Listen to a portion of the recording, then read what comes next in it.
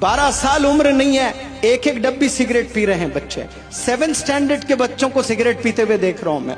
8th standard के बच्चों को ड्रग्स में मुलविस होते हुए देखी मेरी आंखों ने। दर्द होता है, जिंदगी पूरी तबाह करते हैं। और ऐसे जो बच्चे सिगरेट, शराब, ड्रग्स में मुलविस है, वो बेचारे शादी करते हैं। एक मासूम बच्ची बड़े ख्वाब लेकर आती है कि मेरा हस्बैंड ऐसा होगा, मुझे ऐसी खुशी देगा, मुझे ऐसी जिंदगी देगा।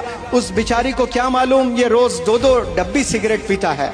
और ये जो रोजाना ड्रग्स, रोजाना सिगरेट, रोजाना शराब पीकर आप शादी करते हो और बच्चे पैदा करते हो, बीमार बच्चे पैदा होते हैं। उसके सीने में दर्द, उसके लंग्स में इन्फेक्शन, वो सांस लेने में शिकायत। ये क्यों? ये जेनेटिक्स है कि वालिद में वो तमाम बीमारियां सीने में दफन है। वो चीज मुंतकिल होती है बच्चों में और कैसे आने वाली नस्ल को तबाह कर रहे हैं।